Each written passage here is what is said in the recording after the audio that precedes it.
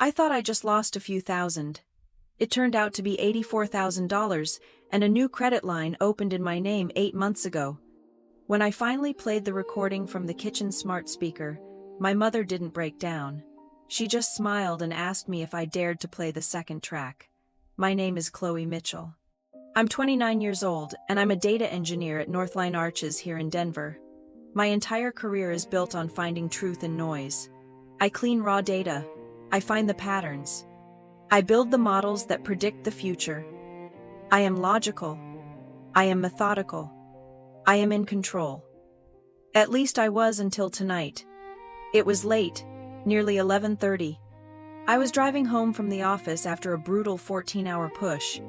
We were deploying a new enterprise system, and the database integration had failed 3 times. My eyes burned from staring at code. The Denver skyline was sharp and cold, a precise collection of lights, but all I felt was the thrum of exhaustion in my bones. I just wanted to get inside, lock the door, and disconnect. I parked in my assigned spot, grabbing my laptop bag. As I walked into the condo, the air felt wrong, stale.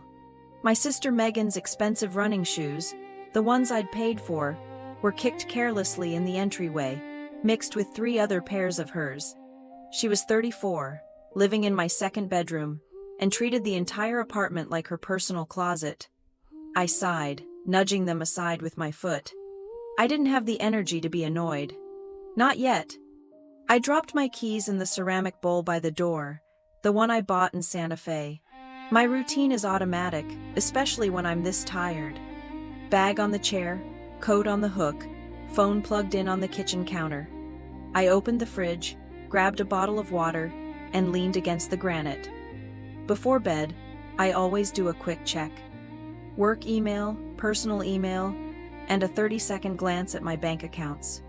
One is my checking for daily life, the other is my fortress. I opened the app for my high-yield savings account, the one I call the emergency fund.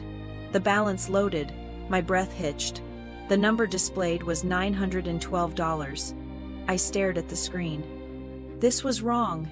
It was a glitch, a caching error from the deployment I just left. I closed the app. I forced quit it. I reopened it. The little circle spun. $912. My heart didn't drop. It seized. It felt like a cold hand had reached through my ribs and squeezed. I frantically scrolled down the transaction history. A withdrawal pending $25,000. A second withdrawal pending $30,000. A third pending $29,500. $84,500. Gone. Wiped out. 3 massive transfers all dated today. I couldn't breathe. That fund was my religion. I started it the day after I got the settlement from the car accident last year. A truck had run a red light, shattered my left leg, and put me out of work for 6 weeks. The physical therapy was grueling, but the financial terror was worse. Realizing that 3 paychecks separated me from eviction, that fund was my vow. Never again. It was untouchable. It was only for catastrophe. It was my guarantee that I would never ever be helpless like that again. My phone still in my hand vibrated. A new text message. The name on the screen, Karen Shaw. My mother. I opened it. My vision was swimming. The letters blurring. I used that money. Call it a reward for 29 years of raising you. A reward. The word echoed in the silence of the apartment. A reward. Like a bonus for a job well done. Like I was a stock that had finally matured and she was cashing out. The coldness of it, the absolute clinical entitlement, was worse than the theft itself. She didn't apologize. She didn't explain it as an emergency. She claimed it. My hands were shaking so hard I could barely type. I opened the family group chat. Megan was in it. My father, Robert, was in it. Mom just took $84,000 from my emergency fund. All of it. The reply from Megan was instantaneous. It wasn't words, it was a sticker. A cartoon cat laughing, wiping away animated tears. My blood ran cold. She knew. She was in on it. I abandoned the chat and called my father. He's 62. A man who believes "don't rock the boat" is a complete life philosophy. He picked up on the third ring, his voice thick with sleep. "Chloe, what's wrong? It's past midnight." "Dad, Mom took all my money, the emergency fund. She took everything. $84,500. She sent me a text. She said it was a reward." There was a long, heavy sigh on the other end. The sound of rustling sheets. "Oh, Chloe, please don't start this tonight. You know how your mother gets. Don't make a big deal out of it." "Not a big deal." My voice cracked, and I hated myself for the weakness. That was my entire life savings. That was my safety net, the one I built after the accident. "Well, money in the family is shared money, isn't it?" he said, his voice taking on that familiar placating tone. "It's not like it's gone. It's just in the family. We're a family. It all works out in the end. Don't upset your mother. She's been stressed." He hung up. Shared money. The words tasted like ash. I texted Karen directly, my thumbs jabbing the screen. "I need a detailed statement of where every cent of my $84,500 went immediately." Her reply came back in under a minute. "You wouldn't understand. You'll understand when you become a mother." I threw the phone onto the sofa. It bounced off a cushion, screen down. I stood in the middle of my living room, the silence suffocating. This wasn't a sudden crisis. This was a hostile takeover. And the worst part, the sick, sinking feeling in my gut. It was recognition. This wasn't the first time. It was just the biggest time. My mind flashed back through years of transactions. The $5,000 I loaned Megan 2 years ago to launch her artisanal soap and candle business. Shaw Craft Works, a business that never sold a single bar, but somehow had persistent supply costs. The constant low-level drain, me picking up the grocery bills, me paying the utilities for this condo, even though Megan lived here, me covering the surprise property tax shortfall for my parents' house last fall. I thought of the Neiman Marcus coat Karen had cried over last Christmas. How she'd gone on and on about how her friend had one, and how she'd never had anything truly nice. I'd bought it. $3,200. I'd put it on my credit card, telling myself her happiness was worth it. All those emergencies, all those guilt trips, all those times my father called asking me to just smooth things over with a small transfer. I wasn't their daughter. I was their high-yield savings account. I was the family's designated adult, their ATM, their safety net, and they had just cut the cord. The engineer inside my brain, the part that had been stunned into silence, suddenly switched on. The grief and panic receded, replaced by a cold, sharp focus. "Shared money," my father had said. I walked back to the kitchen, picked up my phone, and opened my checking account app. The small joint account I shared with Karen. The one I hadn't scrutinized in months. The one I automatically transferred money into. The one supposed to be used exclusively for the gas, electric, and water bills for my parents' house. A gesture of goodwill. I opened the transaction history. I scrolled past the utility payments, and there it was, a transfer. Shaw Craft Works LLC Memo Consulting Services $5,000. Another Shaw Craft Works LLC memo. Strategic Planning $4,000. Another. And another. My blood froze. They had been siphoning money from the utility account for months, using my goodwill money to fund Megan's fantasy. This wasn't just Karen acting on impulse.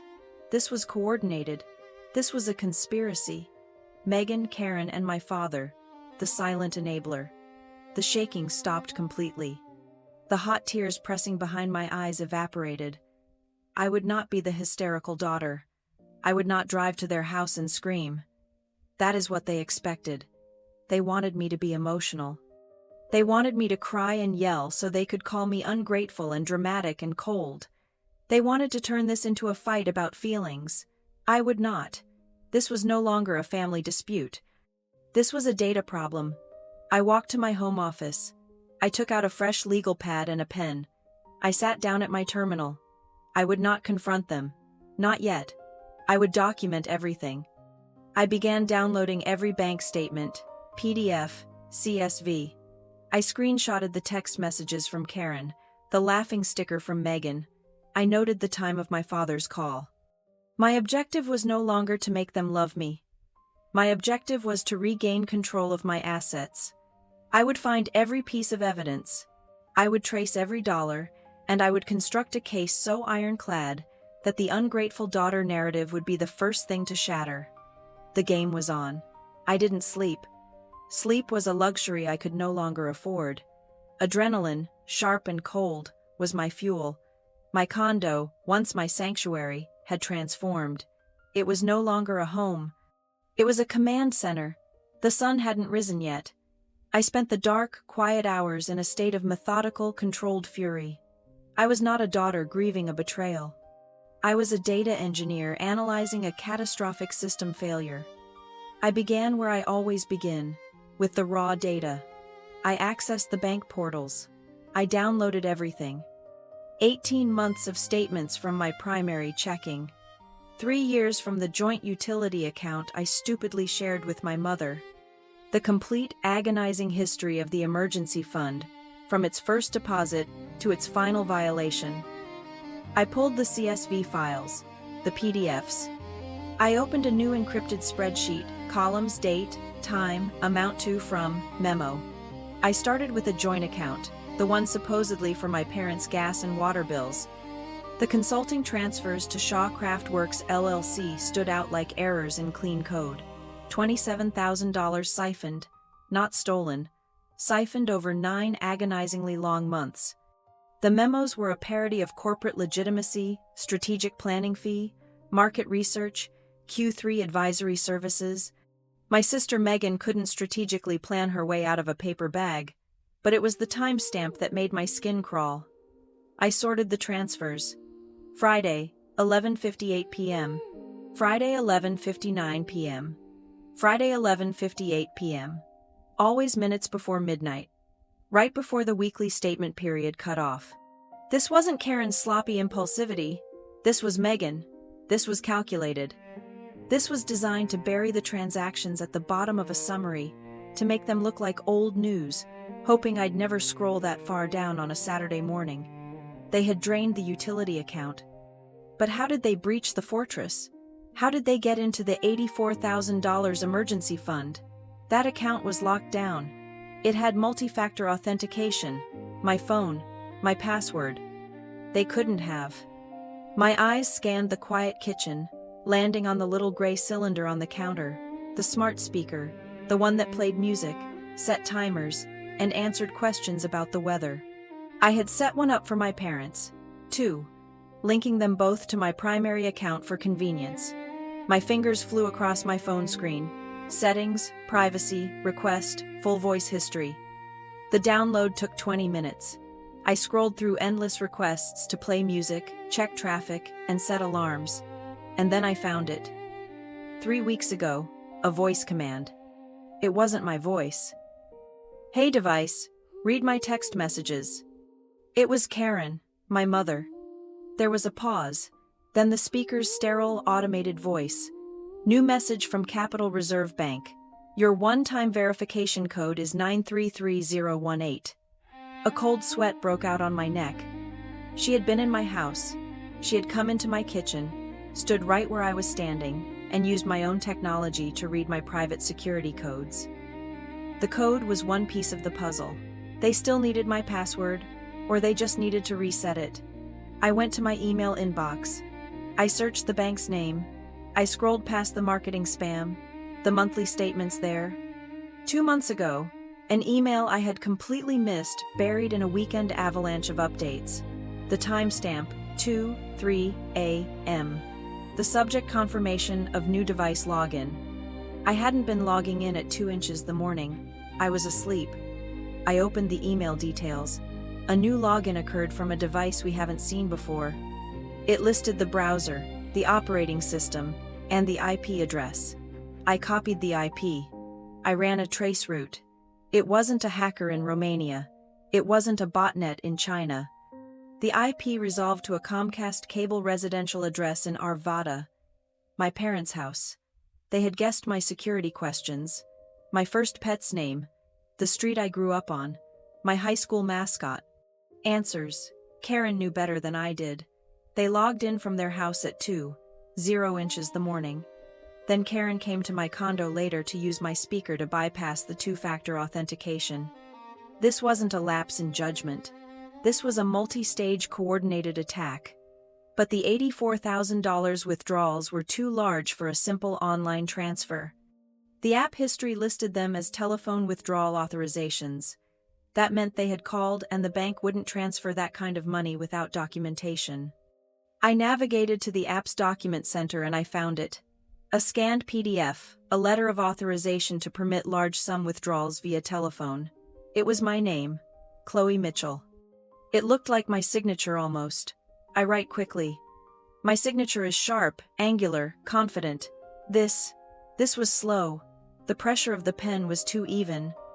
The ink was too thick, as if someone had pressed down with all their might.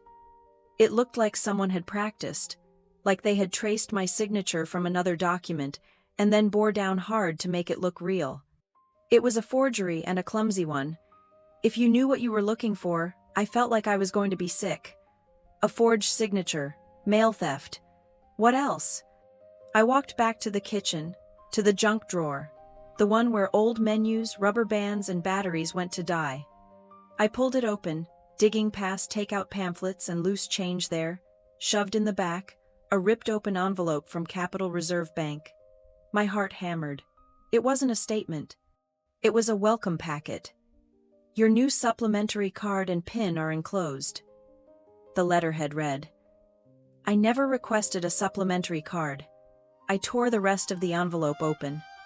The plastic card was gone, punched out of its paper holder. The little adhesive slip, where the PIN was attached, also gone. This was Megan. She lived here. She checked the mail. She had intercepted this, activated the card, and hidden the evidence. My mind was racing. Where did the money go? The $27,000 from the utility account went to Megan's shell company. The $84,000 from the emergency fund. I logged into my credit card account, the one I didn't share with anyone. A pending charge from Neon and Company, $3,280. Memo, cashmere coat, silk scarf. I opened Facebook. I went to Karen's profile. She was locked down, but her friends were not. I clicked on a tagged photo from a girl's lunch just last week. There she was, my mother, grinning from ear to ear, wrapped in the exact $3,200 cashmere coat I had explicitly refused to buy her last Christmas, the coat she'd cried over, claiming she had never had anything truly nice. She wasn't just stealing to pay bills. She was stealing to go shopping. And my father, Robert, the silent partner, the peacemaker. I remembered a conversation from last month. We were at dinner. He'd leaned in, his voice confidential. So, Chloe, how is that investment strategy of yours doing? Is it aggressive? Are you diversified enough? I'd laughed. I'd told him, it's not an investment, Dad. It's just a high-yield savings account. It's fine. He wasn't making small talk. He was performing reconnaissance. He was probing my defenses. He was trying to find out exactly how much was in the vault before his family blew the doors off. It was 6 a.m. The sun was just beginning to stain the sky over the Rockies. I had the spreadsheet. I had the IP addresses. I had the forged signature. I had the evidence of mail theft. I had the voice recording. I had the social media photos. I plugged in my external hard drive, the one I use for secure code backups. I created a new encrypted volume. I named it Project Retribution. I copied everything. The screenshots, the CSV files, the audio file of Karen's voice, the PDFs. I made a second copy on a secure thumb drive, which I zipped into an inner pocket of my gym bag. I looked at the legal pad where I'd been scribbling my timeline. I drew a thick black line under the last entry. I wrote 2 new rules for myself. Rule 1. All future conversations regarding money are to be documented. Time, date, attendees, and a full summary. If the setting is legal, my phone's recorder will be active. Rule 2. Do not react, only collect. My family thought this was over. They thought they had won. They didn't realize I was just finishing the discovery phase. This wasn't a family drama. This was a data breach, and I was about to patch the vulnerability permanently. My laptop screen was a mosaic of their financial crimes. My evidence was compiled, but data without action is just history. I was ready to make my next move. At 7:01 a.m., I called Jessica Cole. We'd been roommates at Stanford. I'd gone into data architecture. She'd gone into civil litigation. I hadn't seen her in months, but I knew she was an associate at Red Ridge Hart, one of the sharpest firms in Denver. She answered on the second ring, her voice already crisp. Cole. Jessica, it's Chloe Mitchell. I need to hire you, or I need to hire your firm. I'm not calling as a friend right now. I have a severe financial compromise issue involving theft and forgery. There was a half-second pause. My 9:30 canned. Can you be at my office at 9? Bring everything. And Chloe, don't talk to anyone else before you see me. At 8:55, I was sitting in the glass-walled lobby of Red Ridge Hart, the encrypted thumb drive heavy in my pocket. Jessica's office overlooked the city, a clean, organized space that smelled faintly of expensive paper and lemon. She shut the door. She didn't offer coffee, she just sat down, opened a yellow legal pad and said, "Hit me." I didn't get emotional. I gave her the executive summary. The $84,500 emergency fund, the $27,000 siphoned from the utility account, the consulting fees to Shawcraft Works, the forged signature, the voice recording from the smart speaker, the intercepted mail, the IP logs from my parents' house. She listened, her pen moving with silent speed. She didn't gasp. She didn't say, "That's horrible." When I finished, she just tapped her pen on the pad. "Good," she said, her voice firm. "You didn't confront them. You didn't cry or yell. You treated it like an audit, which is exactly what this is. Your emotional reaction is a liability. Your evidence is an asset. From this moment, you do not engage with them on this topic. Not a text, not a call. You are a black hole. They get nothing. They are no longer your family. They are the opposing party." She leaned forward. "Here is the immediate action plan. We are building a new, hardened perimeter. Your old life is compromised. We seal it. Then we attack." I was ready. "What's first?" "First, you are invisible." I left her office and went directly to a different bank, a small local credit union my family had never heard of. I opened a new checking account and a new savings account using only my own information. I declined paper statements. I declined overdraft protection. I requested a physical two-factor authentication key, the kind that plugs into a USB port. No more codes sent to phones or read by smart speakers. During my lunch break, I logged into my company's HR portal. I changed my direct deposit information. My next paycheck, my primary lifeline, was now routed to an account they didn't know existed. The next step was cauterizing the wound. I went to my car in the parking garage. I took a deep breath. I pulled out my phone, opened the voice recorder, and hit record. I dialed Capital Reserve Bank. A polite voice answered. "Thank you for calling Capital Reserve. This is Daniel. How can I help you?" "Hello, Daniel. My name is Chloe Mitchell. I am placing this call regarding my accounts, and I am informing you that this conversation is being recorded for my records in accordance with Colorado state law." The immediate shift in his tone was audible. I understand. How can I assist you, Miss Mitchell?" "I need to immediately cancel all supplementary cards associated with my accounts, specifically any card issued in the name of Megan Shaw. I am also revoking all previously granted verbal or written telephone authorizations for wire transfers on all accounts in my name." "I can certainly assist you with that. May I ask the reason?" "The reason is irrelevant to this request. Please proceed. I also need to change my password and all of my security questions." I spent the next 20 minutes locking it down. The new security questions were not things Karen could guess. What was your mother's maiden name? Blueberry. What was your first pet's name? Vector. What street did you grow up on? Heisenberg. They were no longer answers. They were passwords. When I hung up, I immediately logged into the online portals for all three major credit bureaus: Experian, Equifax, TransUnion. I placed fraud alerts on all of them. Then I went a step further. I placed a full credit freeze on my file with all three. Megan had opened a line of credit in my name once. She would never do it again. My credit was now a fortress. No one could even attempt to open a new account without me personally unfreezing it with a unique PIN. My defenses were up. Now the counteroffensive. I called the bank's fraud department, still recording. I am formally disputing 3 telephone withdrawals from my high-yield savings account totaling $84,500. I am also submitting the letter of authorization used to approve those transfers as a forgery.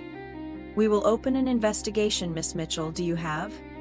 You will receive an email from me in the next 60 seconds, I said, attaching the PDF of the signature. I am formally requesting a full forensic analysis of the signature on that document.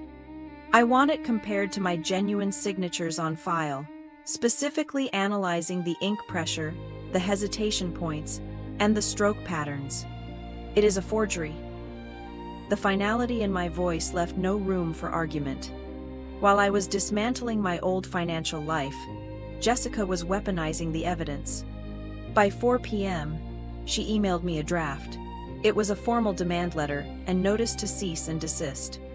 It was not addressed to Mom. It was addressed to Miss Karen Shaw and Miss Megan Shaw.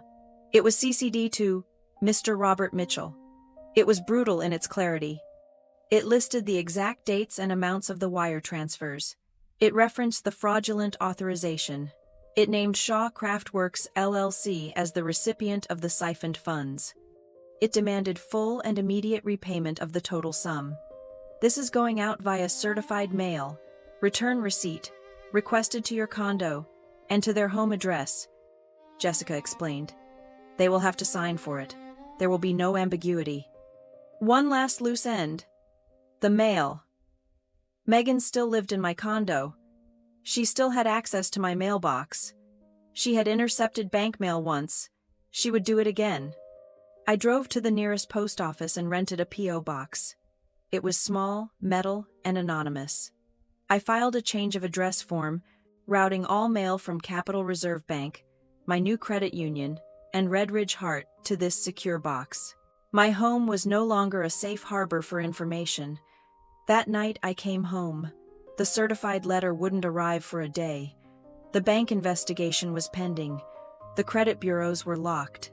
I had one last piece of hardware to install. I'd stopped at an electronics store on the way home. I bought a high-sensitivity voice-activated audio recorder shaped exactly like a generic USB phone charger as the homeowner in the common areas of my own condo. I was legally protected in setting it up. I plugged it into the kitchen outlet low near the baseboard, partially obscured by the small breakfast table. The legal goal, Jessica had stressed, was civil repayment. We wanted the money back. We would use the threat of a criminal referral for forgery and wire fraud as the lever, but the goal was a signed settlement. We didn't want a messy criminal trial. We wanted them cornered. Megan was on the sofa, feet up on my coffee table, watching some terrible reality show. She didn't look up. "Long day?" she asked, her voice bored. "You have no idea," I said. I went to the kitchen. I opened the fridge. I was calm. I was precise. I was waiting. My family had been playing a game with no rules, believing my love for them was their shield. They didn't know I had just changed the game. Now we were playing my way with rules, with documentation, and with consequences. The trap was set. All I had to do was act normal and wait for them to expose themselves again. The certified letters from Red Ridge Heart arrived on Thursday. I knew because I received the digital delivery notification at my new P.O. box. The hard copies, however, were delivered to my condo and my parents' house. I came home from work to find Megan sitting on the sofa, pointedly ignoring the stiff, important-looking envelope on the kitchen counter. It was addressed to her. She was watching her show, her jaw tight. She didn't say hello. The silence in the condo had become a living thing, a heavy, suffocating presence that followed me from room to room. My phone rang. It was Karen. I let it ring twice, took a breath, centered myself and answered, putting it on speaker. Hello. My voice was flat, neutral. Chloe, honey. Her voice was saccharine, a tone I hadn't heard in years. It was the voice she used on bank tellers and store clerks when she wanted to return something without a receipt. I got this very strange letter from some lawyers. Yes, I hired them. Hired them, Chloe? Why would you do that? It's just a misunderstanding. We're family. You don't bring lawyers into family. When family steals $84,500, you do. A sharp intake of breath. Steal? That is a vicious word. I didn't steal, Chloe. I temporarily borrowed it. You know, I've given you my entire life. I think I deserved a little something. A bonus. You're my daughter. What's yours is mine. We are not having this discussion, I said. The letter is clear. It outlines the path to repayment. Repayment? She scoffed, the sweetness vanishing, replaced by her signature indignation. You're going to make your own mother repay you after everything, after the sleepless nights? Yes, I am. I hung up. The USB charger in the kitchen outlet glowed faintly. The interaction was logged. The next evening, Megan was in the kitchen blending an obnoxiously loud smoothie. She was acting as if the letter had never arrived, she said, shouting over the blender's whine. I've been networking. I found this amazing new KOL. She's based in Boulder. She has a huge lifestyle following, and she's agreed to do a full brand integration for Shaw Craftworks. I just looked at her sipping my water. She's a perfect fit, Megan continued, pouring the green sludge into a glass. She'll relaunch the entire brand. The only thing is, her retainer is $8,000. I'll need that by the first of the month. I almost laughed. The audacity. It was breathtaking. You need $8,000? I repeated, my voice devoid of emotion. Yes, for the investment. It's going to put us on the map. Megan, I said, setting my glass down. The Shaw Craftworks LLC account, the one you've been using for consulting fees, currently contains $27,000 of my money. You can use that. The color drained from her face. She had no idea I knew about the utility account. She thought only the emergency fund had been discovered. I don't know what you're talking about, she stammered. I do. I have the statements. $27,000 transferred in 9 payments, always on a Friday night just before midnight. Use that for your KOL. She grabbed her smoothie and fled to her room. The next call predictably was from my father, the peacemaker, the enabler. Chloe, what are you doing? His voice was weary, disappointed. You've got your mother in a panic, and you're fighting with your sister. This isn't like you, this legal stuff. It's too much. We're a family. We are, I agreed. And 3 members of this family conspired to steal over $100,000 from the 4th. Don't use that language, Chloe. It wasn't stealing. It was a poor decision, a family contribution. He sighed. Look, let's just tear up these papers. We can sit down, all of us, and make a new family budget. We can just put all the money together, a shared family fund. We can all contribute, and we can all draw from it when we need it. It's cleaner. It's what families do. Shared money, I said. The phrase made my skin crawl. That's an interesting proposal, Dad. Shared according to what contract? What are the contribution terms? What are the withdrawal rules? Who is the administrator? I've never seen a contract for this shared arrangement. Contract? He sounded baffled. We don't need a contract, Chloe. We're family. It's based on trust. Trust, I said, was voided at 23A. When my password was reset from your IP address. Trust was voided when my signature was forged on a letter of authorization. We are long past trust. We are in the contract phase now. You're being so cold, he whispered. This isn't just about money. This is about us. You're wrong, I replied. It has only ever been about money. I disconnected the call. I watched Megan leave the condo, slamming the door. I waited 5 minutes. I went into her room. In her closet, tucked under a pile of designer shoe boxes, was a small digital mini safe. It was new. The mandatory Sunday dinner at my parents' house was the next battleground. I went. It was part of the plan. Act normal. Gather data. The air was thick with unspoken resentment. Karen served dry roast chicken, her movements marred. I hope it's okay, she said, sliding the plate in front of me. I remember when you had pneumonia. You were 12. You wouldn't eat anything but my chicken. I stayed awake for 3 nights straight, holding your head, wiping your fever.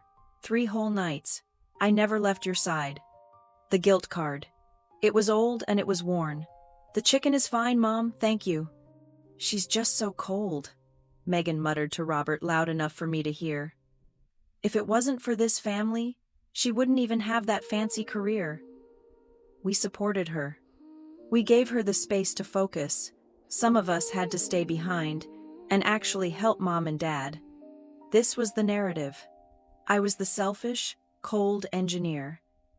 They were the warm, supportive family I had abandoned. I stopped eating. I placed my fork and knife carefully on the plate. I reached into my bag, which I had set by my chair. I pulled out a single folded piece of paper. I'm glad you brought up supporting the family, Megan. I unfolded the paper and laid it on the table. It was a summary spreadsheet. I ran the numbers for the last 24 months, I said, my voice calm and clear in the suddenly silent room. In that time, 95% of all household expenses for this house, my condo, Megan's car insurance, and Karen's discretionary spending, has been paid directly by me. My focus on my career, as you call it, is what has been funding this entire family. Your contribution, Megan, has been negative. You have cost this family and diverted funds a total of $27,000, not including your living expenses, which I also pay. Robert stared at the paper. Karen's face was white. Megan looked like I had slapped her. This, I said, tapping the total at the bottom of the page, is the data? The conversation about support is over. The rest of the meal was eaten in absolute frigid silence. The quiet was worse than the yelling.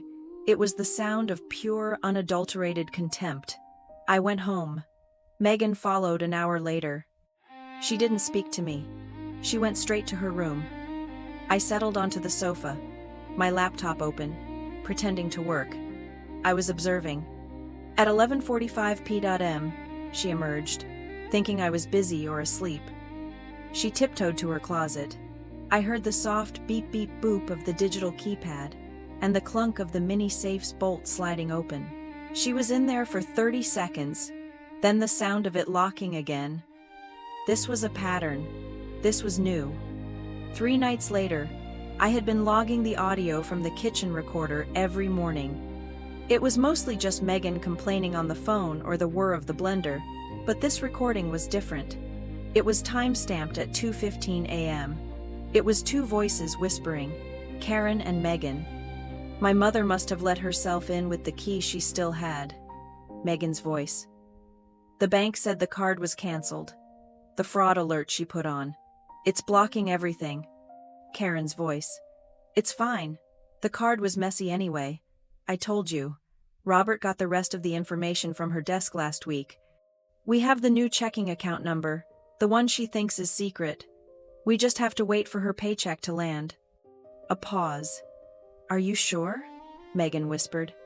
Of course, Karen said, her voice hard. She locked the savings, but she can't lock her salary. Next time, we don't do it in pieces. We take the rest, all of it. She owes us that much. I sat back in my chair, the headphones still on. They weren't just thieves. They were predators. They had found my new account. They were planning the next strike. I looked at the smart speaker on the counter. The original vulnerability. They thought they were planning. They were confessing. A cold, slow smile spread across my face. The trap was half closed. They had just given me the last piece of evidence I needed. They had just confirmed their intent, and they had no idea I was listening. The first shot was fired digitally. I woke up on Wednesday to a text from a cousin. "Hey, is everything okay with you and Aunt Karen?" I saw Megan's post. I didn't have to look. I already knew, but I checked anyway. Megan's Facebook feed was a curated mess of her failed candle business and inspirational quotes. This one was new. It was a generic graphic of a sunset with text overlaid. It's so sad when people get a little bit of success and forget the family that sacrificed everything to get them there. Some people only know the value of $1, not the value of loyalty. It was vague, but it was targeted. The comments underneath were a mix of fawning agreement and concerned. Nosy questions and aunt. Thinking of you, sweetie. Family is everything. A distant cousin. Is this about Chloe? I hope not. Megan. Of course, replied to none of them, letting the implication hang in the air like poison. The second shot came from Karen. It was a forwarded screenshot sent to me by the same concerned cousin. It was from Karen's private book club group chat. My heart is simply broken. Karen had written the text accompanied by a string of prayer hand emojis. I gave my entire life to raising my children, and now my own daughter, my youngest, is treating me like a criminal. All because of a simple misunderstanding about money. She's hired lawyers against her own mother. Please pray for our family. I don't know how much more of this stress I can take. The narrative was set. I was the cruel, ungrateful child, and she was the heartbroken matriarch. The third shot came from Robert. He was too smart to put anything in writing. His attack was verbal. My uncle called me that afternoon. "Chloe, your father called me this morning. He sounds terrible. He's worried sick about you." "Worried about me?" I asked, my voice flat. "Yes. He said you're well. He said you're not yourself, that you've become this cold engineer, that you only know how to see numbers on a spreadsheet, not the people behind them," he said. "You're tearing the family apart over money when all he and your mother want is love." The unholy trinity. Megan painted me as stingy. Karen painted me as ungrateful. Robert painted me as cold. They were systematically isolating me, building a wall of public opinion to hide their theft behind.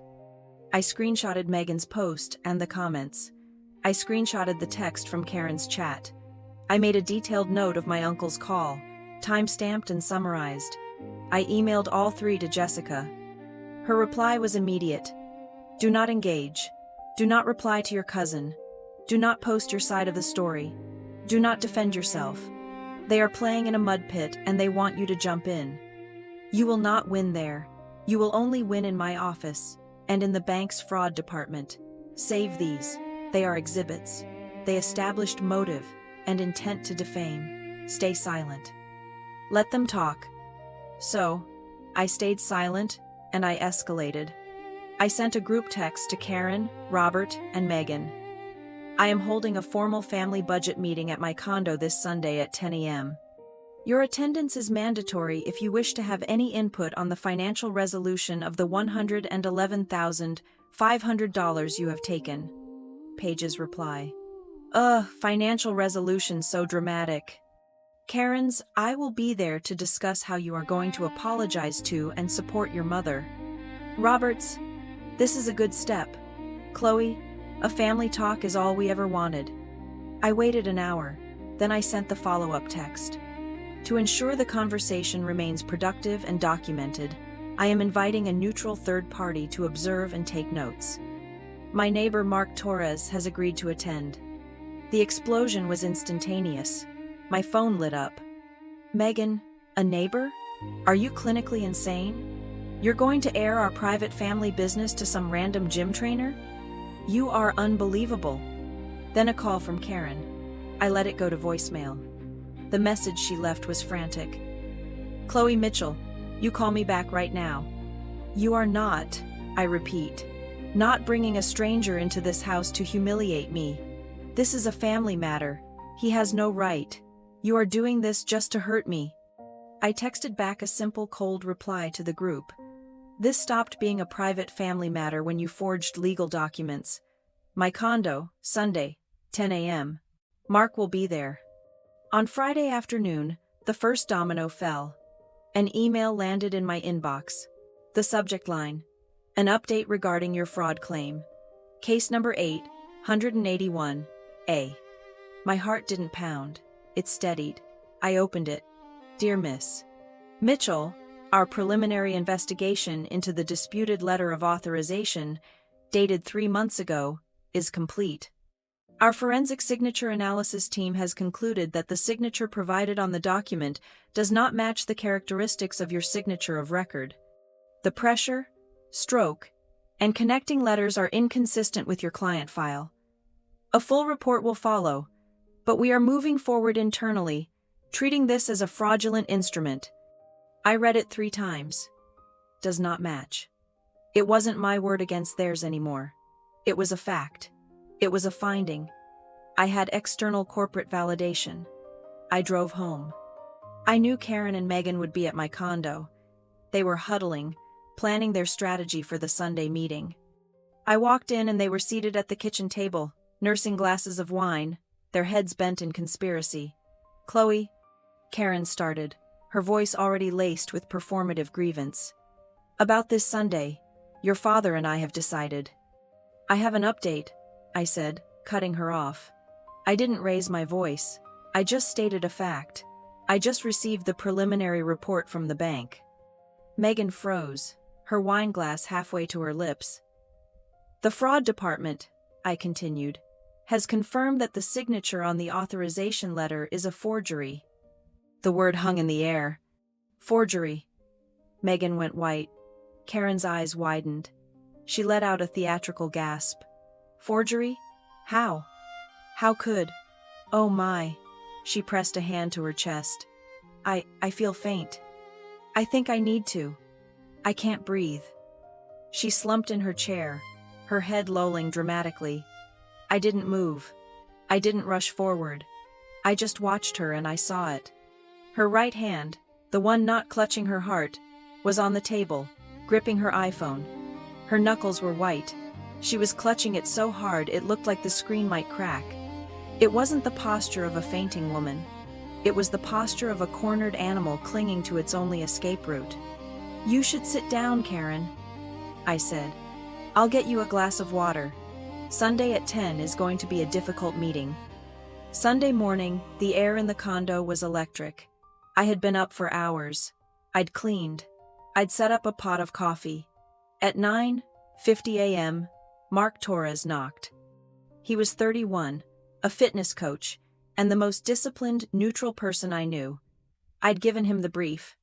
"This is a civil dispute with my family over money. I need an objective witness to observe the meeting and document everyone's behavior and statements. That's it." He nodded. He was all business. "Chloe, ready?" "Ready. Coffee?" "Black, please." He took a seat in the armchair in the corner of the living room. He opened a fresh legal pad and clicked his pen. At 10:02, my family arrived. Robert, Karen, and Megan. They walked in as a unit, a phalanx of defiance. Then they saw Mark. Robert stopped. "Chloe, who is this?" "This is Mark Torres, the observer I told you about." "I cannot believe you are doing this," Karen whispered, her face pale with fury. "You are trying to humiliate us." Mark looked up from his pad. "Good morning." He noted the time. 10:03 a.m. "Miss Shaw states she feels she is being humiliated." Karen's mouth snapped shut. The simple act of being documented, of having her words read back to her, had silenced her more effectively than any argument. The 3 of them sat down on the sofa across from me. The bank's email was in a manila folder on the coffee table. The atmosphere was brittle, ready to shatter. I had one last piece of bait to lay. "I'll just get the water," I said, getting up. As I did, I accidentally left my personal phone on the arm of my chair. As I walked to the kitchen, I used my watch to trigger a preset alarm. The phone screen lit up on the chair. A calendar reminder. Transfer $15,000 to new reserve account. 2 p.m. It was fake. Of course, the new account I'd set up had my paycheck, but nothing near that amount. It was a lure. It was bait for the audio recording from part 4 where Karen had said, "We take the rest."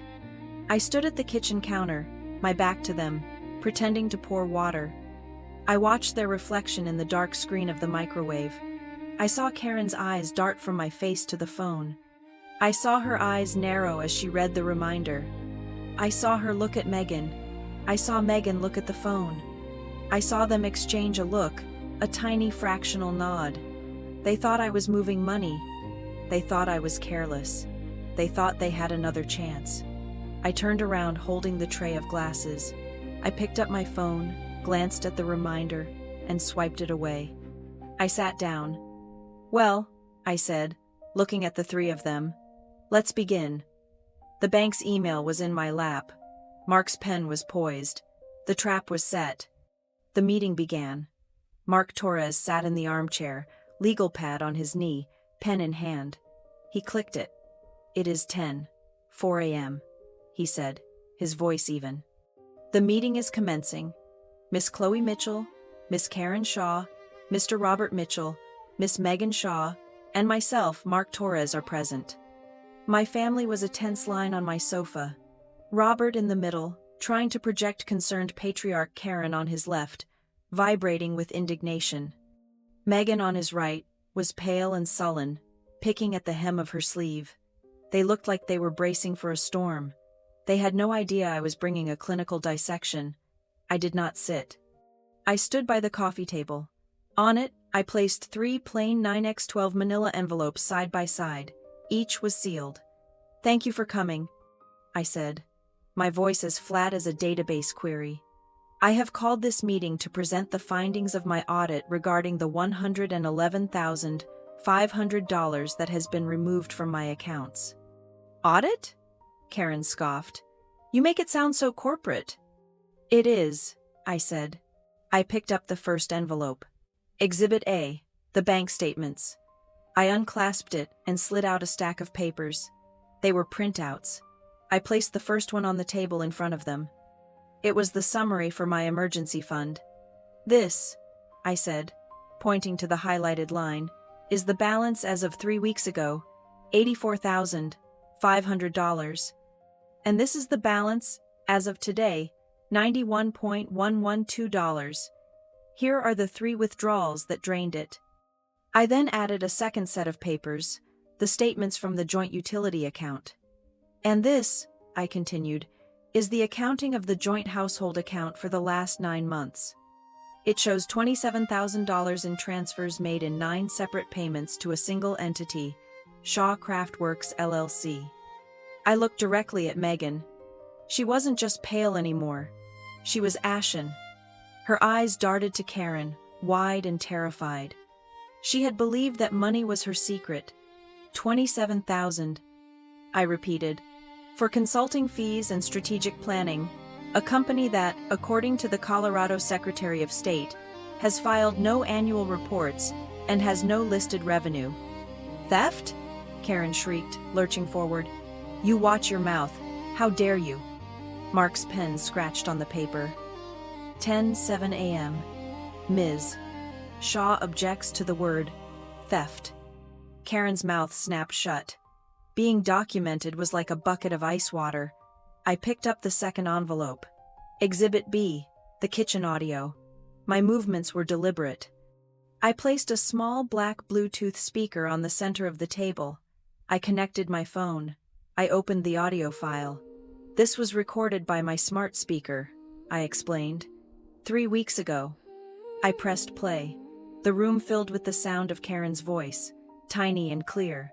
Karen's voice. "Hey, device. Read my text messages." Speaker's voice. "New message from Capital Reserve Bank. Your one-time verification code is 933018. There was a rustle. Then my father's voice, muffled from the other room. Robert's voice. "What was that code? Karen, did you get it?" Karen's voice. I got it. I got it. 933. And then, unmistakably, Megan's giggle. A high, sharp sound. I pressed stop. The silence that followed was absolute. It was heavy, suffocating. Robert stared at the speaker as if it were a snake. Megan looked like she was going to be physically sick. Karen was the first to break. She forced a laugh. It was a brittle, awful sound. "Oh, that," she said, waving her hand dismissively. That was a joke. A silly game. We were playing around with your little gadget. It was nothing. You're twisting a joke, Chloe." "How could you?" Mark's pen moved. 10:09 a.m. Miss Shaw identifies the recording as a joke and a silly game. Karen's fake smile dissolved. I picked up the third envelope. Exhibit C, the bank's response. This, I did not place on the table. I held it. "After you joked your way into my account, you needed a way to move the money. A simple transfer was too small. You needed authorization. So, you submitted a letter of authorization for telephone transfers in my name." "We were authorized," Karen insisted. "You're our daughter," it's implied. "The bank," I said, my voice dropping, "disagrees." I pulled the printed email from the envelope. I filed a fraud claim. "The bank's forensic signature team has completed its preliminary analysis. I will read you their finding." I held the paper. Quote, "Our forensic signature analysis team has concluded that the signature provided on the document does not match.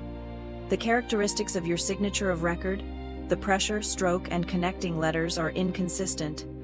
We are moving forward internally, treating this as a fraudulent instrument." End quote. Fraudulent instrument. The word echoed. This was not family anymore. This was not a misunderstanding. This was a legal term. This was a crime. The room was dead quiet. Even Robert, the great plater, had nothing to say. His face was slack with shock. Into this void, Mark spoke. He did not look up from his notes.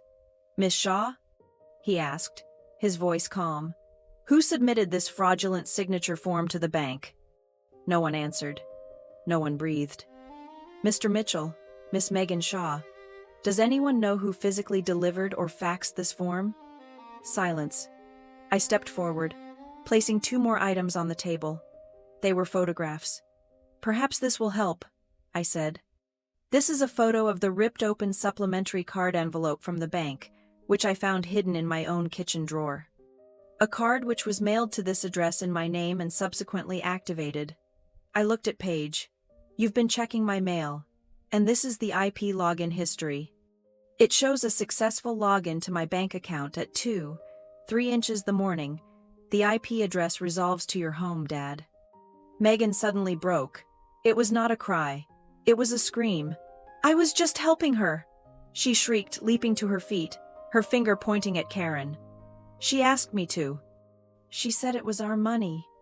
She said you owed it to her. I just did the computer part. She's the one who signed the paper. I just did what she told me to." It was a confession. A full, detailed, desperate confession. She had just named Karen as the forger, and herself as the digital accomplice. Mark's pen flew across the paper. Robert finally exploded. He slammed his fist onto the coffee table, making the speaker jump. "Enough!" he roared, his face purple. "Stop it, all of you. I will not sit here in your cold, sterile apartment and watch you persecute your mother.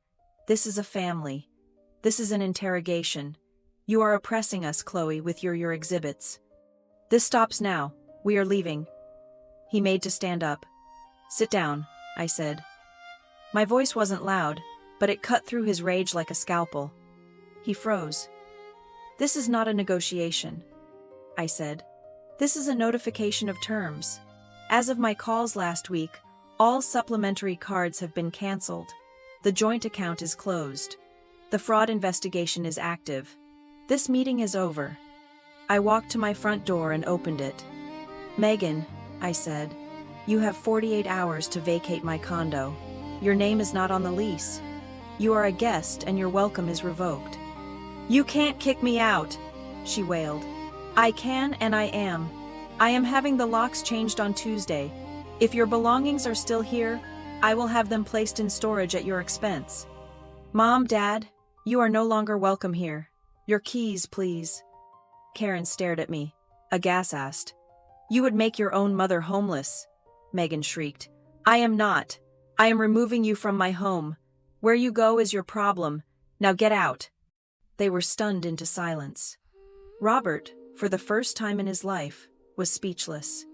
He pulled Karen to her feet. Paige, sobbing, followed them out, grabbing her purse. Karen, you will regret this.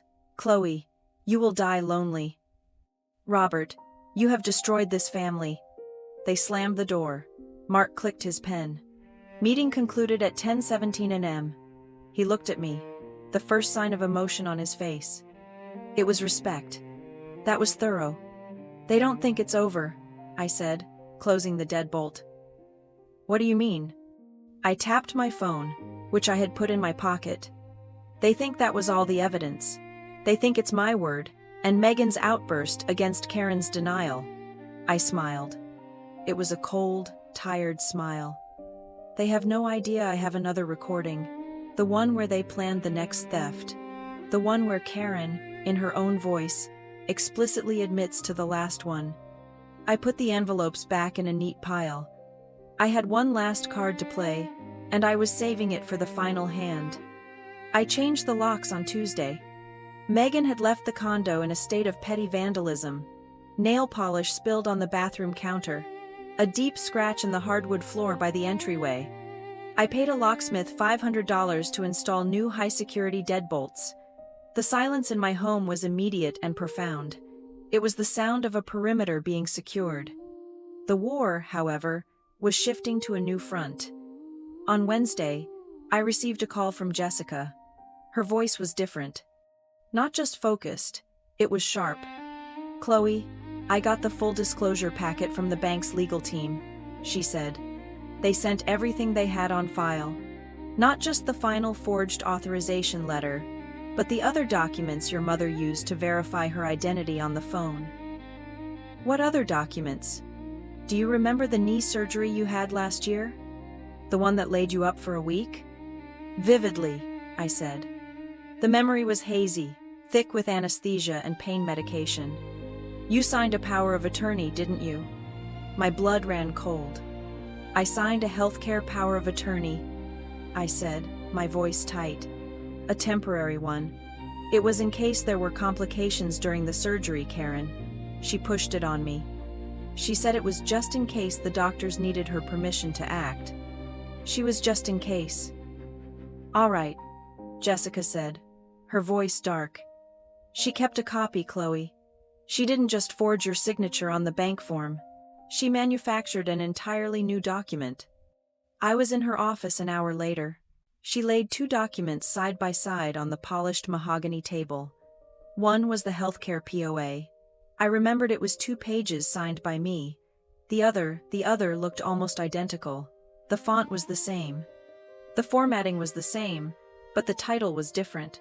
Durable Financial Power of Attorney. Look closely, Jessica said, pointing to the last page. My signature was there. The notary stamp was there, but the preceding pages were different. She didn't forge your signature on this, Jessica explained. She didn't need to.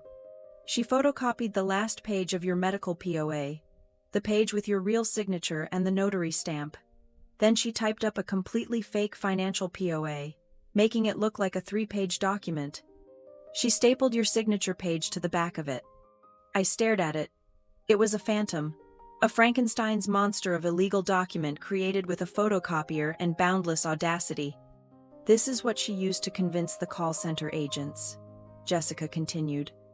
The first-level employee sees a fax of a notarized signed POA.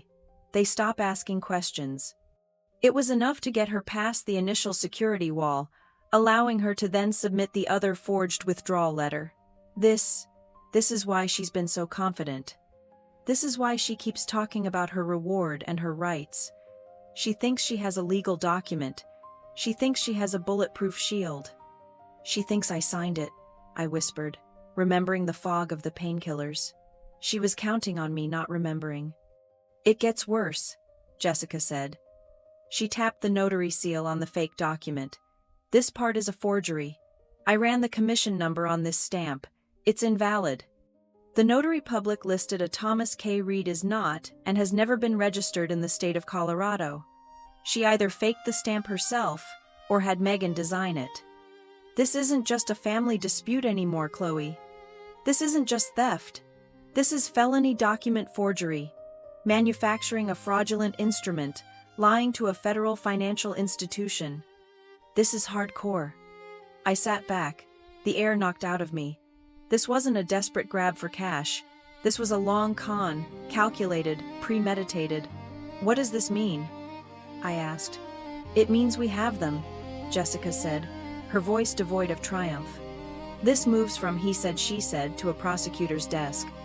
The bank's internal investigator will be required to file this with the police. We are past the point of just getting the money back. They are facing criminal charges." A vision flashed in my mind. Karen in a courtroom, Robert crumbling the public shame. "I don't want them in prison." I said the words tasting like acid. "I can't. I don't want to be the daughter who sent her mother to jail. That's a life sentence for me too." "I understand," Jessica said, nodding slowly. "But you cannot unring this bell.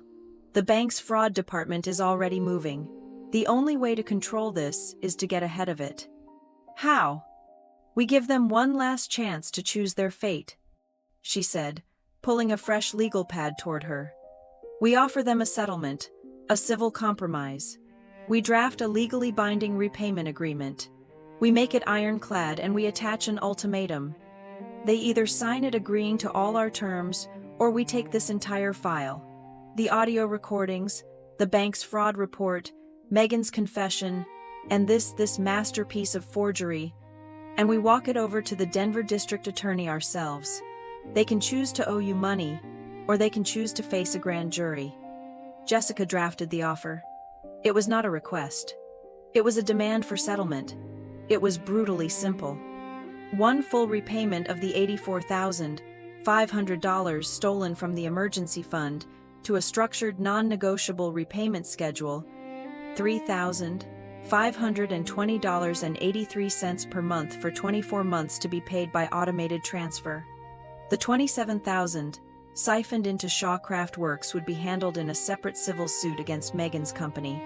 3.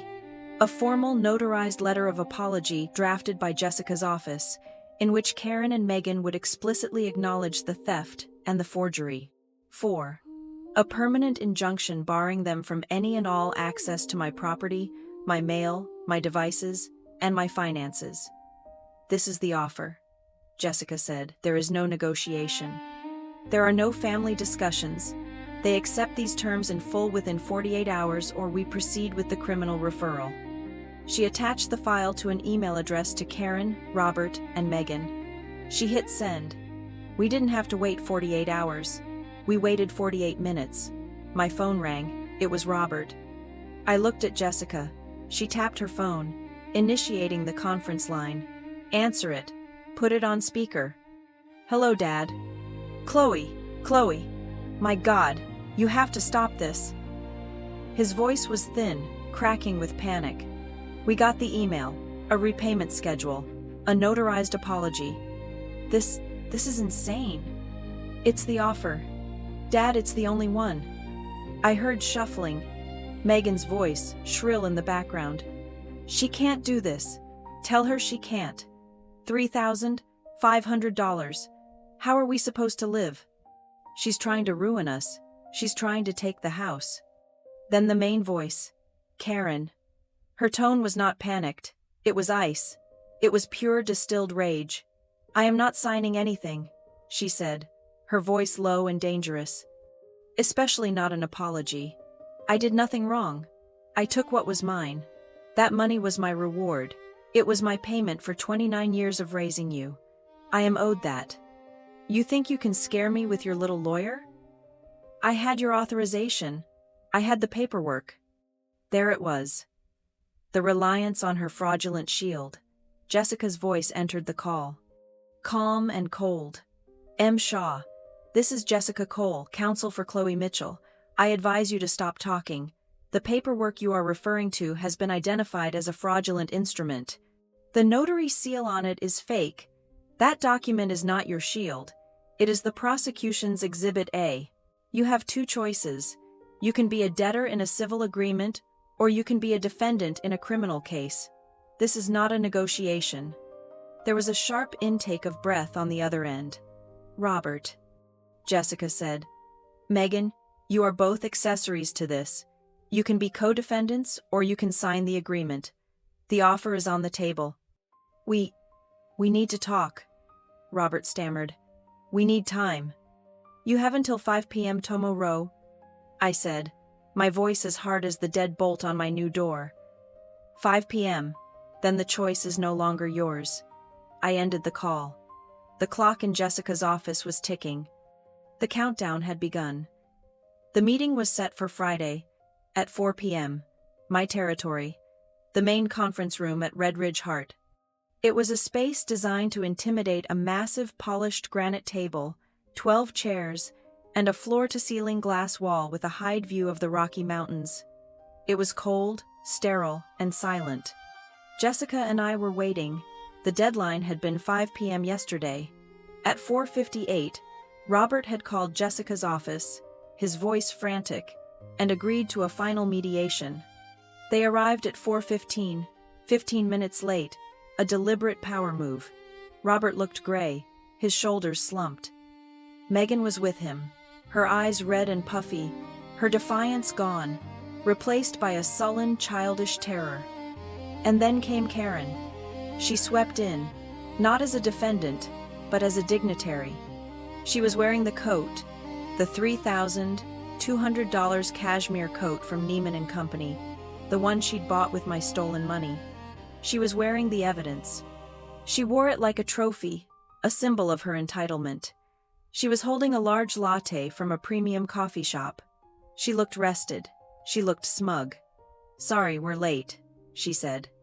Not sounding sorry at all. The traffic was just dreadful. Jessica didn't stand. She didn't offer them coffee or water. She simply gestured to the 3 empty chairs across the table. Please sit. The clock is running. As they settled, Jessica clicked a remote. The massive wall-mounted screen at the end of the room lit up. This was not a family chat. This was a presentation of findings. Let's dispense with the pleasantries, Jessica said, her voice echoing slightly in the large room. You are here because you received our settlement offer. You refused to sign. This is your last opportunity to avoid a criminal referral. We will begin by reviewing the undisputed facts. She clicked the remote. Fact 1. A timeline appeared. The IP login from Robert's house at 2:03 a.m. The audio transcript from my kitchen speaker. The bank transfer logs. Fact 2. A high-resolution scan of the forged signature on the withdrawal authorization appeared. Next to it, a scan of my real signature from my passport. The bank's preliminary finding was highlighted. Inconsistent, not a match, fraudulent instrument. Fact 3. The screen changed again. It showed the fake durable financial power of attorney she had manufactured with the photocopied signature page stapled to the back, and next to it the report from the Colorado Secretary of State, showing the notary commission number was non-existent. Felony-level document forgery, Jessica stated. Karen watched all of this with the bored, passive expression of someone watching a dull corporate training video. She sipped her latte. When Jessica finished, she clicked the screen off. The room was silent again. She slid 3 copies of the settlement agreement across the granite table. You will sign this today, Jessica said. You will agree to the 24-month repayment plan. You will sign the formal apology, or we are done. Karen pushed the papers back, her lipstick leaving a perfect red ring on the coffee lid. She looked at me, ignoring Jessica completely. Are you finished with your little show, Chloe? She asked, her voice dripping with condescension. Sign the paper, Mom? I said. My voice was quiet. I am not signing anything, she said. She laughed, a short, sharp bark. You just don't get it, do you? After all this, all these exhibits, You are my daughter. Your money is my money. That is the only agreement that matters. I am not repaying you. You are going to support me. You owe me. You failed to give me my reward. So, I took it. That is all that happened here." Robert, seeing the look on Jessica's face, panicked. He jumped in, his hands clasped on the table. "Karen, please, let's be reasonable, Chloe. Honey, she's just upset. We can work this out. We can pay something back. A gesture of goodwill. We could manage $200 a month, maybe." $200 a month for a theft of $84,500. It was a joke. It was a calculation that would take over 35 years to complete. It was a meaningless, insulting offer. "No," I said. "And the 27,000? "That's just a business dispute," Megan suddenly piped up, finding a surge of her old misplaced confidence. "That money. Shaw Craftworks provided real services. We had strategy meetings. I did market research. It was a legitimate corporate expense. You can't just claw it back." Jessica held up a hand, silencing her. "Miss Shaw, I'm glad you brought up your services." She reached into her briefcase and pulled out another document. She slid it in front of Megan. "Are you referring to this service contract you submitted to the bank to justify the transfers?" Megan stared at it. It was the contract she had faxed.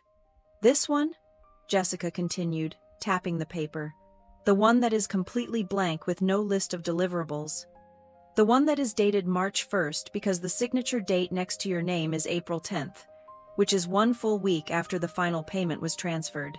You signed a blank backdated contract to cover your theft. That is not a business dispute.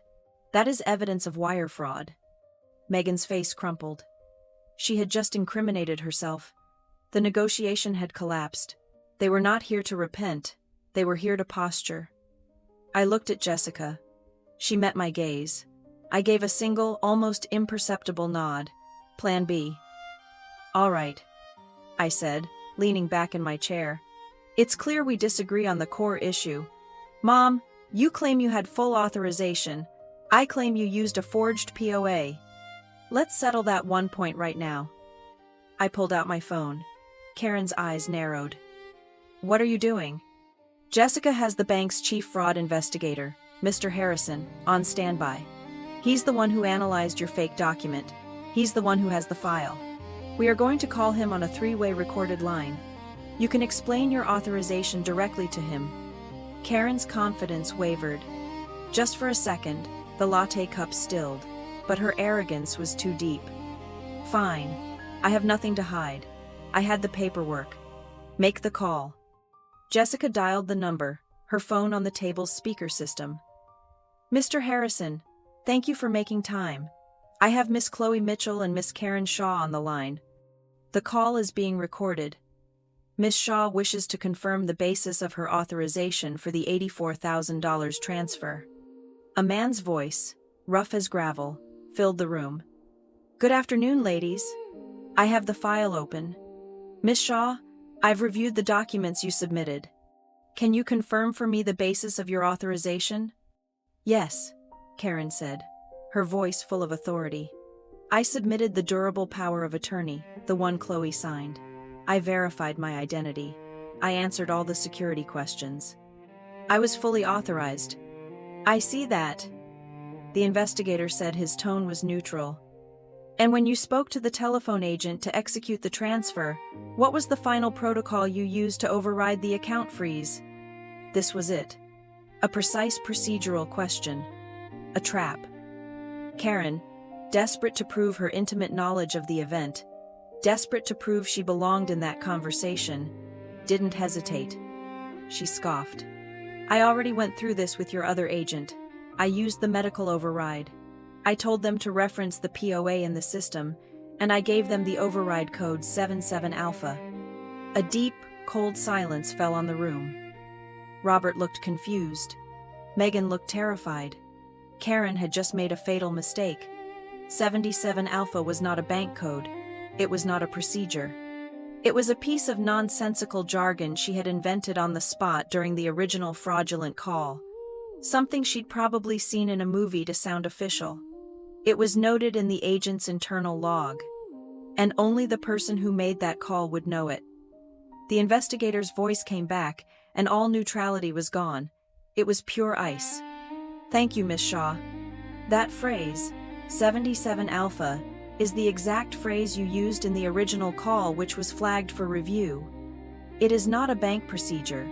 It is noted in this file as a deceptive verification tactic. You have just on a recorded line confirmed you were the individual who made that fraudulent call." Karen stopped breathing. The blood drained from her face, leaving her lipstick a grotesque painted red. She had just confessed to a federal investigator. "The bank's dispute is no longer pending, Mr. Harrison said. "We are marking this file as confirmed. Willful fraud. The dispute is closed. Thank you, Miss Cole. Goodbye." The line clicked dead. Karen stared at the phone. She looked at me. The arrogance, the smugness, the confidence, it was all gone. It had been replaced by a raw reptilian panic. "You!" she whispered, her voice trembling. You trapped me." "I gave you a platform to tell the truth," I said. "And you did." She lost control. The mask of the sophisticated mother, the martyr, the victim, it didn't just crack, it shattered into a million pieces. She launched herself to her feet, her chair screaming back and crashing onto the floor. "I deserve that money," she shrieked, her voice a raw, primal scream that echoed off the glass walls. "I deserved it every cent. You owe me. I am your mother. I am entitled to it." Jessica, who had been recording the entire meeting on a separate device, quietly hit save and named the file Confession. Robert was ashen, gripping the table. Megan was openly sobbing, her head in her hands. Karen grabbed her purse. She was hyperventilating, her eyes wild. "You'll get nothing back. Do you hear me? Nothing." She stormed out of the conference room, Robert and Megan scrambling to follow, a tidal wave of failure in her wake. Jessica and I sat in the profound silence. She calmly stacked the unsigned settlement agreements into a neat pile. "Well," Jessica said, her voice dry, "the bridge to a civil accommodation has just been thoroughly burned." I looked out the window. The negotiation was over. The war had just been declared, and Karen, in her rage, had just given me the weapon I needed to win it. The silence in my condo after kicking them out was a physical presence. It was the sound of air rushing into a vacuum. For 2 days, I existed in that new clean quiet. I had the locks changed. The $500 cost feeling like the best money I had ever spent. I reset my Wi-Fi, my router, and factory reset every single smart device in my home. The speakers, the thermostat, my television. I wiped them clean of any connection to my family's accounts. I was building a new digital fortress. Then on Monday morning, they launched their counterstrike. It wasn't a text, it wasn't a call, it was far more dangerous. An email appeared in my inbox at 9:05 a.m. The sender was Michael Evans, the head of internal compliance at Northline Arches. The subject line was, "Urgent internal review matter." My heart, which I thought had turned to stone, gave a painful human lurch. This was not family. This was my career. This was my life. "Dear Miss Mitchell," the email read, "an anonymous but detailed report has been made to the Compliance Department alleging a serious misappropriation of research funds specifically related to the Project Apex data servers. We require you to meet with us this morning at 10 a.m. to discuss this." They had missed my heart, so they were aiming for my spine. Megan, it had to be Megan. She was the only one who knew the name Project Apex from hearing me complain about it.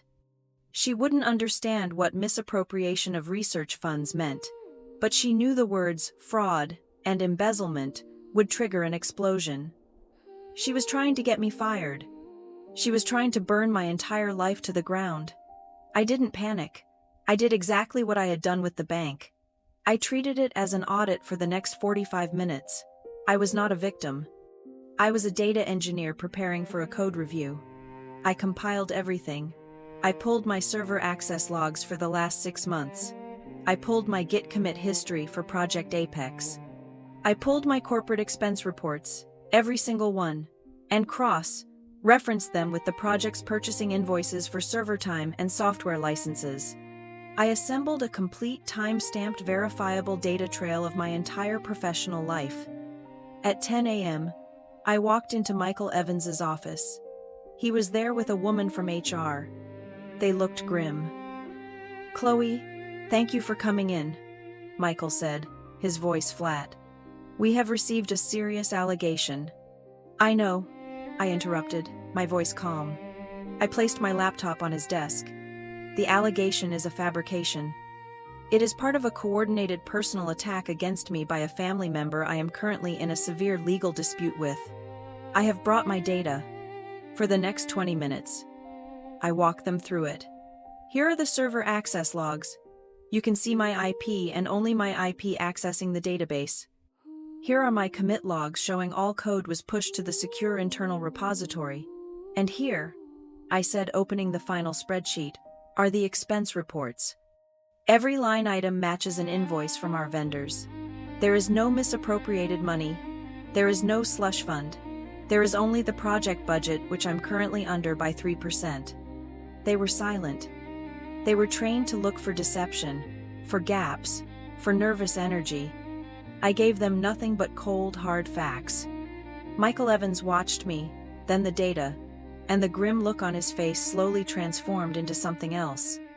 "Our IT department," he said slowly, "was already tracing the anonymous email. It was sent from a masked IP, but the originating node traces back to a public library in Arvada, my parents' neighborhood. This," I said, sliding the laptop back into my bag, "is what I am dealing with." The follow-up was swift. By 3 p.m., the HR representative called me. "Chloe, the investigation is closed. It's clear the accusation was baseless and malicious. We are deeply sorry you had to go through this." "What about the sender?" I asked. "Our legal department is sending a formal cease and desist letter to the library's IP address, and based on the information you provided to the likely source. It warns that any further attempts to contact Northline Arches will be met with a harassment lawsuit." An hour later, my own boss, the VP of Engineering, called me into his office. "I heard what happened," he said, his face tight with anger. "That's appalling. I am so sorry." "It's handled," I said. "Good, because your professionalism under this kind of extreme duress is exactly why I've been meaning to talk to you. I'm moving you off Project Apex. It's done." My stomach dropped. "What?" "I'm giving you the new real-time data project," he said, a small smile playing on his lips. "It's the priority for the next 2 quarters. It's a team lead position, more responsibility, and a significant pay bump. You're the only one I trust not to crack under pressure. Congratulations." It was a promotion in the middle of the worst week of my life, in the face of their most vicious attack. I had not just survived, I had advanced. I went home. The condo was quiet, secure. But the attack on my job had rattled me.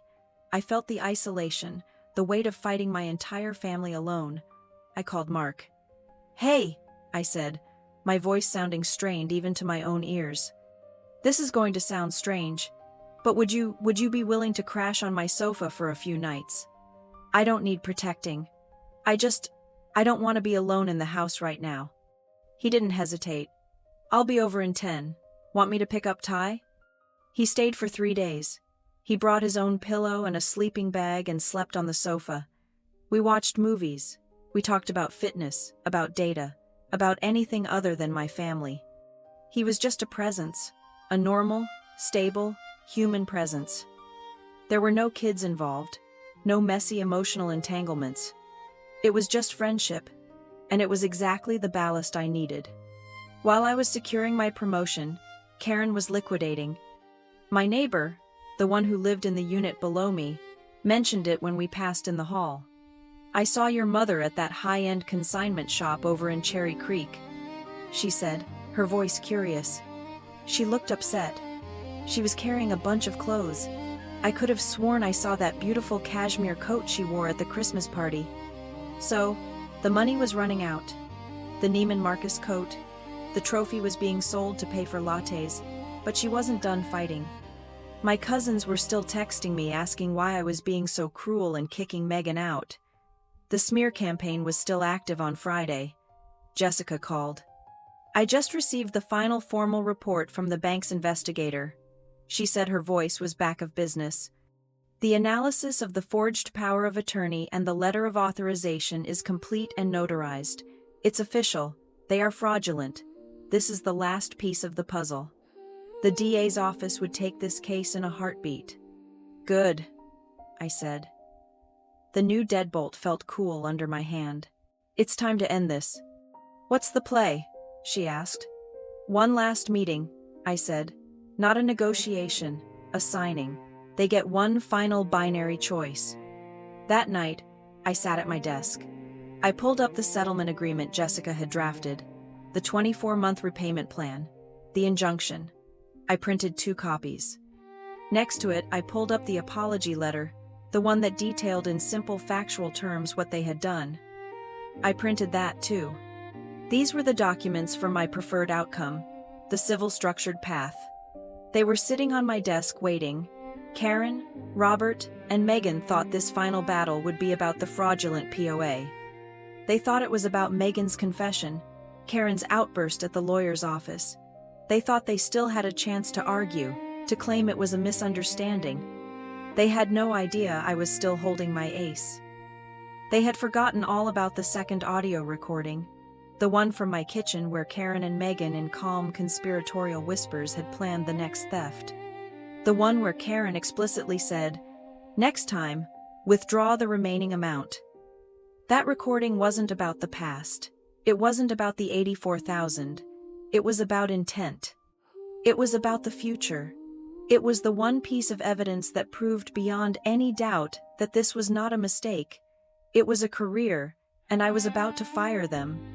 The final meeting was not held at Jessica's firm. It was held in a neutral, sterile conference room on the 19th floor of the bank's downtown branch. It was a room devoid of personality. All beige walls and gray industrial carpet designed for uncomfortable conversations. Mr. Harrison, the chief fraud investigator, was already seated at the head of the table. He was a large man with a face that looked carved from granite. He did not stand when we entered. His file, thick and bound, sat in front of him. I sat on one side with Jessica. Robert, Karen, and Megan filed in and sat on the other. Robert looked like he had aged 10 years. Megan was a ghost. Her eyes were red, rimmed and hollow, and she stared at the table. Karen was the only one holding herself upright, but the mask was cracked. Her defiant energy was gone, replaced by a brittle, frantic tension. She was wearing a simple blouse, having sold the cashmere coat. Mr. Harrison did not wait. He opened the file. "We are here to finalize the bank's internal investigation. I will be brief." He slid a laminated report across the table. "Our forensic team's final conclusion is that the signature on the withdrawal authorization dated 4 months ago is a forgery. The stroke patterns, pressure, and hesitation marks are conclusive." He then slid a second document.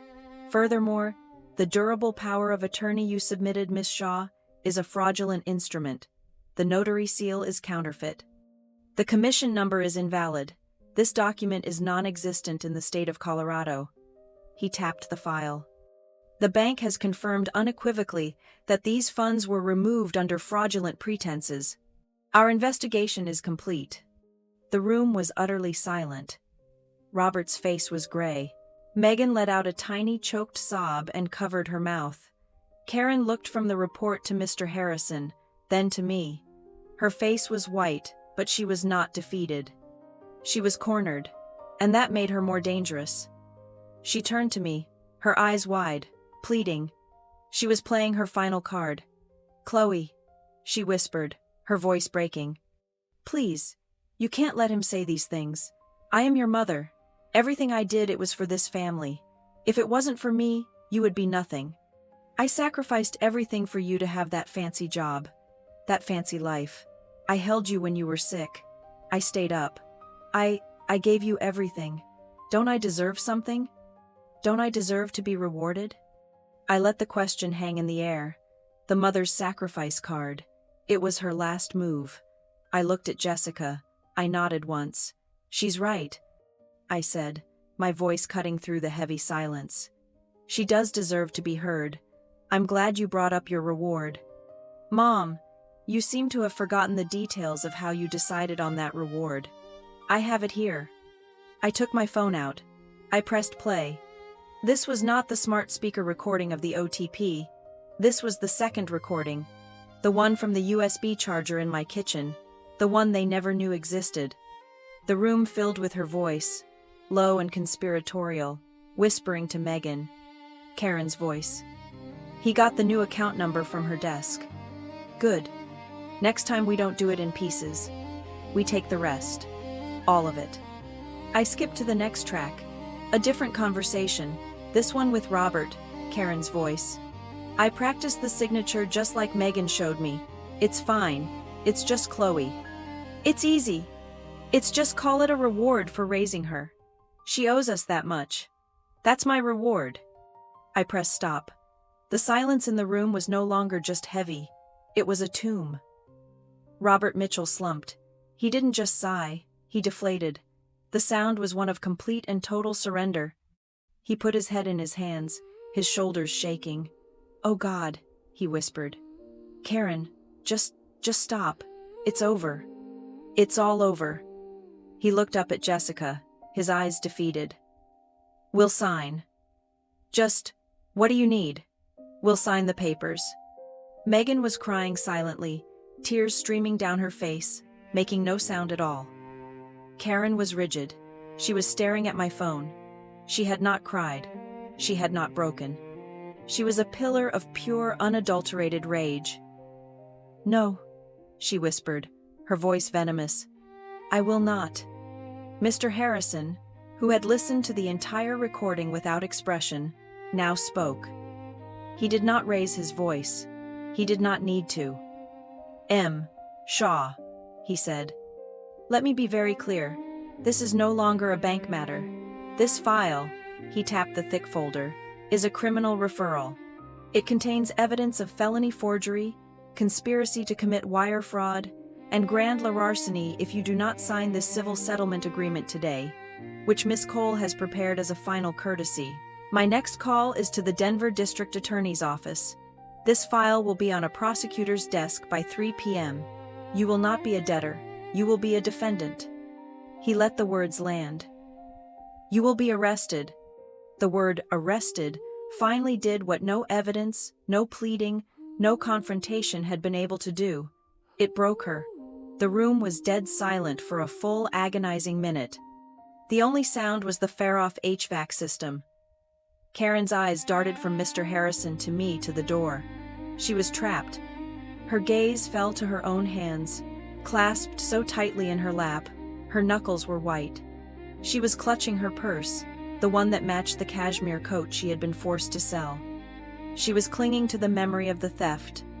Slowly, with a hand that trembled with rage, not fear, she reached across the table. She grabbed the pen. Where? She hissed. Jessica pushed the settlement and repayment agreement in front of her. Karen signed. Her signature was a violent, angry slash of ink. Jessica then pushed the formal letter of apology in front of her. Karen stared at it. I am not. Sign it, Mr. Harrison said. She signed. Jessica calmly collected the documents. This agreement is now binding, she said, as if concluding a real estate deal. You will repay the sum of $84,500 in 24 equal monthly installments. Any late or missed payment will activate the civil penalties, which are severe. This agreement also functions as a permanent injunction. You will not contact Chloe. You will not access her property, mail, or devices. You will not disparage her on social media or to any third party. If you do, this entire file goes to the DA. Do you understand? Robert nodded. His eyes closed. Megan just sobbed. Karen said nothing. Jessica stood. "We're done here, Mr. Harrison. Thank you for your time." The bank would now begin its own internal chargeback process for any funds it could reclaim, and the legal agreement would cover the rest. My family stood up. They were a broken, defeated unit. As they shuffled to the door, Karen paused. She looked at me one last time, her eyes promising a lifetime of hatred. I just looked back. "This is over," I said, my voice steady. "There is no more shared money. There is no more family fund. From now on, there are only boundaries. Do not contact me again." They left. Jessica and I walked to the elevator in silence. As the doors opened, my phone buzzed in my hand. It was an email from my VP at Northline Arches. Subject: Official offer, team lead, real-time data. The formal offer, the pay bump, the new title. My promotion was official. A new life was closing the door on the old one. That night, I returned to my condo. It was profoundly, beautifully quiet. I walked to my desk. I took the signed, notarized repayment agreement and the forced letter of apology, and I placed them in my new home safe. I closed the heavy steel door. I spun the dial. I looked at the smart speaker on my kitchen counter, the one that had started it all. I unplugged it. I wrapped the cord around it. I placed it in a box, deep in my closet. I would not need it anymore. I walked to the window. The lights of Denver were spread out below me. A map of a future that was for the first time entirely my own. My phone buzzed. A text from Mark. "How'd it go?" I smiled. I texted back. "The war is over. I won. You, me, and a bottle of champagne tonight. My treat." I had lost my family. I had lost over $100,000, at least for a while. But as I watched the city light up, I realized I had finally secured the one thing I'd been missing: peace of mind. It was the only interest I cared about, and it was the one thing I would never ever let anyone withdraw again. Thank you for listening to this story. If it touched you or resonated with you, please consider subscribing to the channel and sharing the video. It truly helps us grow and bring you more content. We would also love to hear your thoughts, so please drop a comment below and let us know where you're listening from.